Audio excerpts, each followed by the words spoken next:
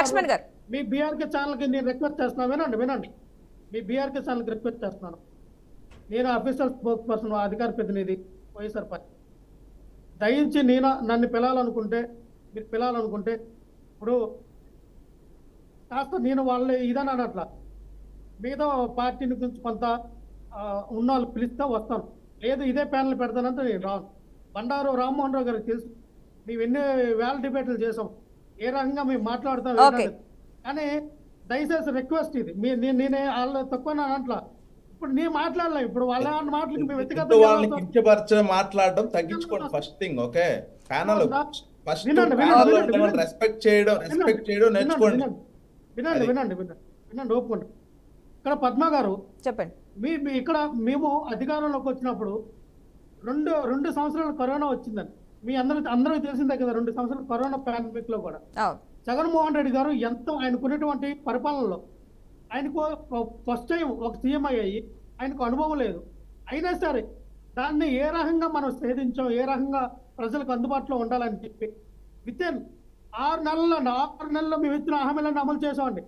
Corona pandemic టైంలో మళ్ళీ వీళ్ళు మాకు అధికారంలోకి ఇచ్చే టైంలో 100 కోట్లు బడ్జెట్ 100 కోట్లు వదిలేసి వెళ్ళిపోయారు అంతే. 100 కోట్లు ఉన్నాయి మన రాష్ట్ర ఖజానాలో, 100 కోట్లు ఉన్నాయని సాక్షాత్ ఈనాడు పేపర్లో రాశారు. వాళ్ళు కూడా చెప్పారు 100 కోట్లనే వీళ్ళేం చేస్తారు, ఏమి ఇస్తారు పథకాలని చెప్పి. జగన్మోహన్ రెడ్డి గారు ఇవ్వలేదా? 6 నెలల్లో చేసి చూపించలేదా?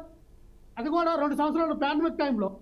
మళ్ళీ చూస్తే ఈ 2.5 సంవత్సరాలు తీసిన తర్వాత ఎలక్షన్ ముందు ఒక 6 నెలలు తీసేస్తే జగన్మోహన్ రెడ్డి గారు పరిపాలన చేసింది 2 సంవత్సరాలు.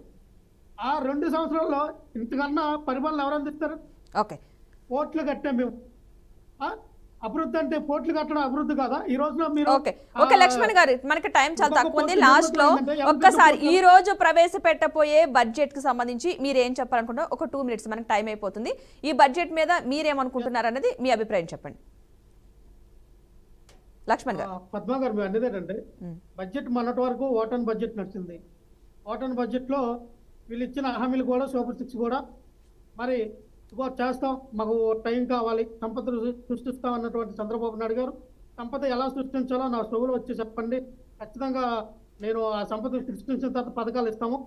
అమరావతికి పోలవరానికి వచ్చిన డబ్బులు నేను వెల్ఫేర్కి పెట్టలేనని క్రిస్టల్ క్లియర్గా చెప్పేశారు.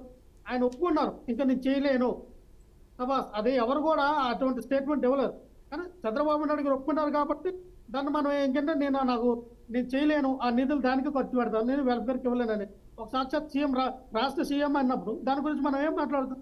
సో ఈ రోజున బడ్జెట్ కూడా ఆశాజనకంగా ఉంటుందని మనం అనుకోవడానికి లేదు. ఎందుకంటే వాళ్ళ దగ్గర ఉన్న ఖజానాలో ఈ రోజున రైతులుగా ఏమిస్తారు, నిరుద్యోగులకి ఏమన్నా ప్రవేశపెడతారు, అలాగే నిరుద్యోగులు ఉద్యోగుల కోసం ఏం ప్రవేశపెడతారు, రాష్ట్రంలో ఉన్నటువంటి ఇప్పుడు వీళ్ళు చెప్పిన ఆ సంక్షేమ పథకాలకి ఎంత పెడతారు, డెవలప్మెంట్ వైపు ఎంత నిధులు కేటాయించారని మాట్లాడుకుంటే ఈరోజు తెలిసిపోద్ది ఎంత కేటాయించారో ఏంటనేది.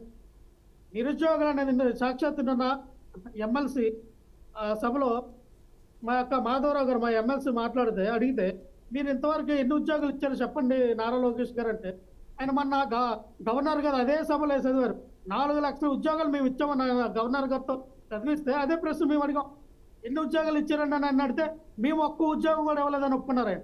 నారా లోకేష్ గారు ఈ 9 నెలల్లో ఒక్క ఉద్యోగం కూడా మేము ఇవ్వలేదు అన్నారు. కానీ గవర్నర్ చేత ఏమో 4 లక్షల ఉద్యోగాలు ఇచ్చాము చదివించారు. గవర్నర్ చేత ఏమో గత 5 సంవత్సరాల పరిపాలనలో విధ్వంసం జరిగింది అని చదివించారు. అంటే దీన్ని ఏం చూడాలని నాకు అర్థం కాదు. ఖచ్చితంగా చూద్దాం మేడం, ఈ రోజున ఇది ఎట్లా బడ్జెట్ అనేది ఎంత మేరకు ఎట్టారు బడ్జెట్ అనేది మాకు చూసి మాట్లాడాలి. మనం ఇకండి బడ్జెట్ సూపర్ కడతారు, ఎక్సలెంట్గా ఉంటుందండి అని మాట్లాడడానికి కూడా లేదు. వాళ్ళు ఏ రకంగా బడ్జెట్ అనేది ఎవరికి ఉపయోగపడుతుంది అనేది మనం చూడాలి, చూసి మాట్లాడాలని. అవును ఖచ్చితంగా, ఎందుకంటే మరి కాసేపట్లో ఎలాగా బడ్జెట్ ప్రవేశపెడతారు కాబట్టి అనుకున్నట్టుగా ఈ సూపర్ 6 హామీలకి సంబంధించి కావచ్చు, సంక్షేమ పథకాలకు సంబంధించి కావచ్చు. చెప్పండి. అదేనండి, బడ్జెట్ ప్రవేశపెట్టిన తర్వాత దాని గురించి మనం మాట్లాడితే బాగుంటుంది, ముందుగానే మాట్లాడితే ఉపయోగం లేదా? ఓకే.